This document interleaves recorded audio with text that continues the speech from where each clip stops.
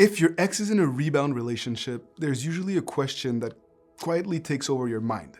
Do I wait? Do I fight for them right away? Do I just move on? Do I do something before it's too late? And the hardest part is that there is no instant answer to these questions because rebounds don't follow clean timelines. And if you're sitting in that uncertainty right now, I want you to slow things down a little bit because it's not about reacting.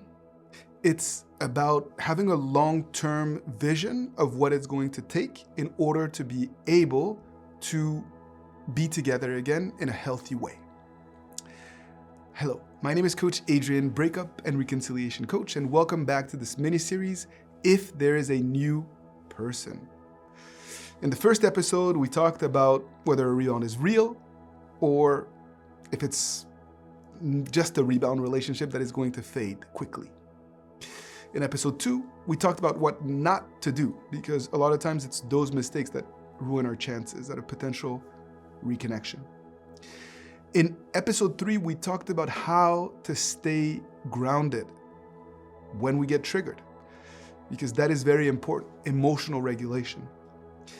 And today is really what most people miss completely, how to protect your long-term reconnection potential without putting your life on pause. Let's talk about Olivia.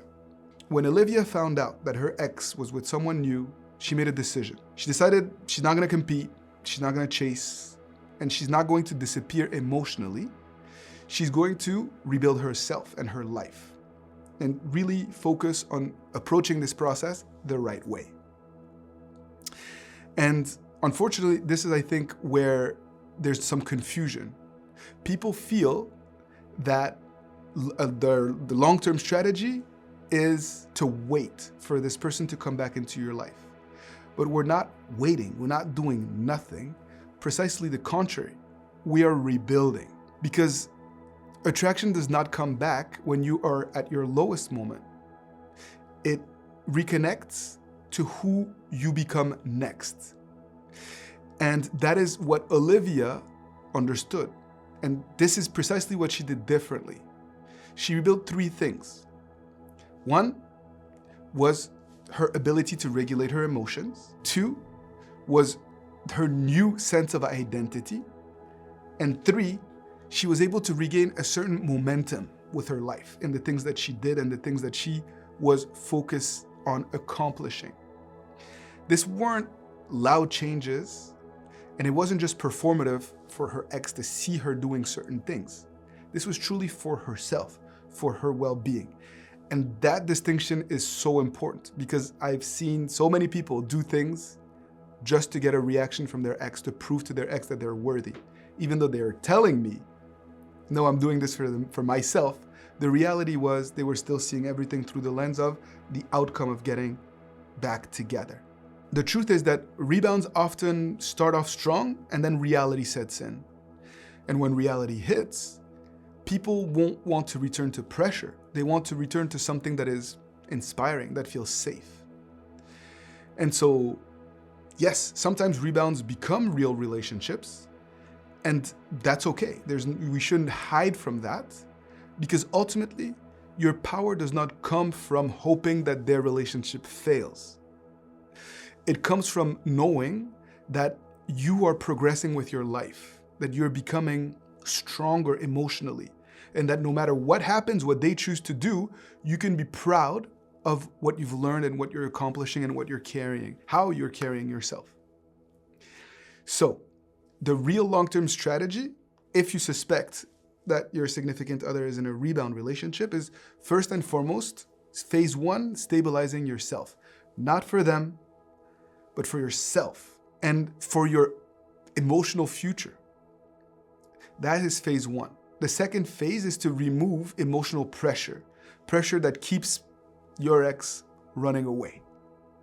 And phase 3 will be rebuilding attraction through making sure that you're in the right energy, that you're not just trying to perform to get a reaction from them. You're not faking it until you make it. We're not trying to prove ourselves to this other person. We are just trying to show up as a better version of ourselves. And then phase 4 will be to let time reveal reality. Because over time, compatibility will be exposed. They're going to realize that, the grass is not necessarily greener, that this other person also has, challenges and personality traits that aren't all that beautiful, perhaps.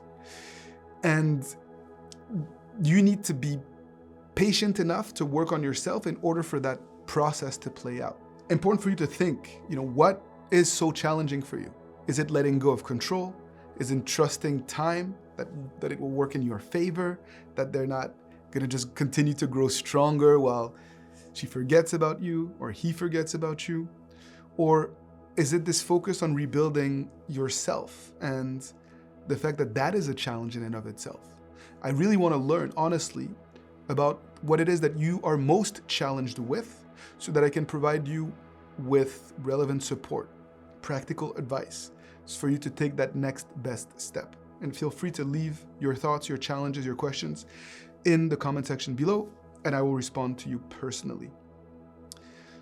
Going back to Olivia, what happened? Well, months passed, not days and not weeks, months.